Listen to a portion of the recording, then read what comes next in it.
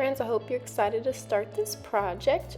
You're going to get a tracer, you're going to line it up on the very edge and work your way down, lining it up, holding it still, drawing a line, lining it up, holding it still, drawing a line until you reach the end of the paper. Then we're going to flip our paper horizontally and use the bigger tracer to do the same thing from one side all the way to the other side. Line it up, hold it still, draw the line. Alright, that last one should fit just perfectly, but if you want to draw a line, go right ahead. And now we're going to practice our cutting skills and cut off the little sliver on the right side. And if you have a piece on the bottom, you can cut that off too, but I may make your paper just the right size so that you don't have to cut, depending on how much time we have. Alright, now I'm going to pick out some color choices in my oil pastels to draw my alphabet. And I'm thinking, what colors do I want to paint with? And I want to make them different so that they stand out. But really it doesn't matter what colors you choose, it's still going to look awesome. Now I'm just pressing really hard with my oil pastels or your crayons if you have those. And I'm starting on the left side, going all the way to the right, making the alphabet. Now in one box, this one right here, we're gonna have I and J in the same box.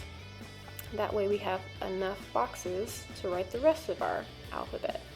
So we have A, B, C, D, E, F, G, H, I, J, K, L, M, N, O, P, Q, R, S, T, U, V, W, X, Y, Z.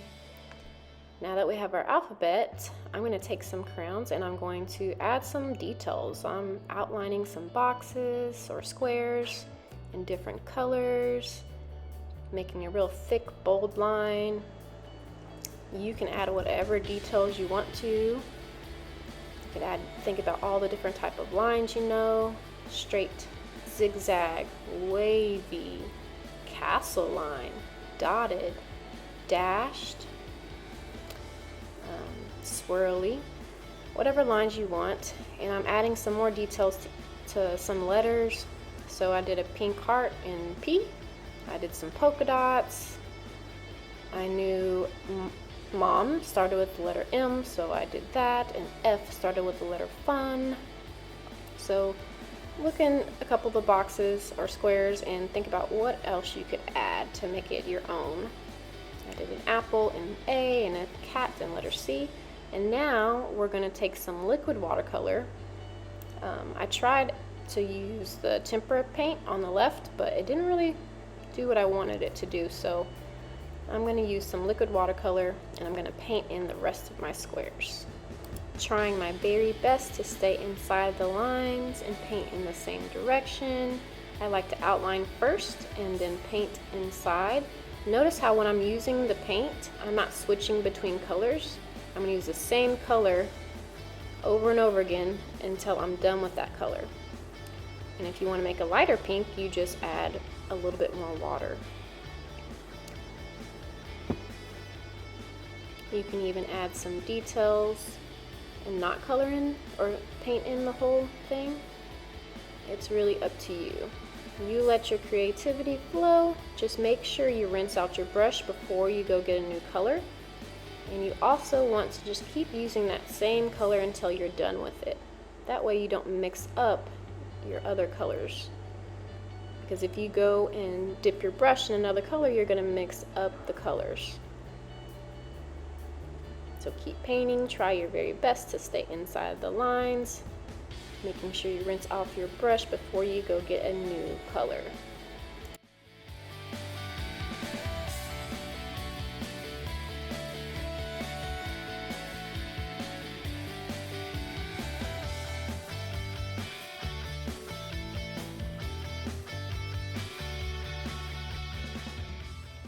And now I'm going to add some more details, like different lines and shapes with my paint. Trying to stay pretty small. We want our letters to be the focal point or the main thing we look at. But anywhere you think you might need to add a little extra love, go ahead and do that.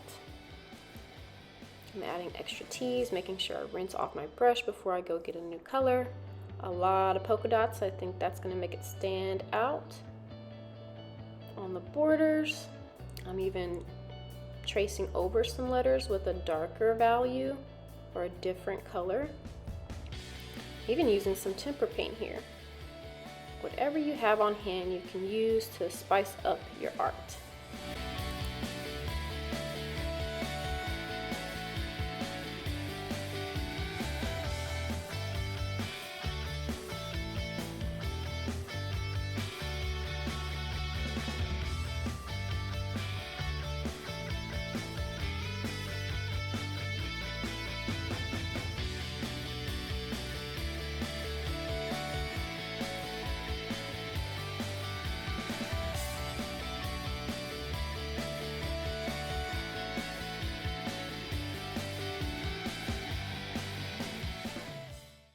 Okay, I'm all finished. Hope you guys had fun and enjoyed the lesson.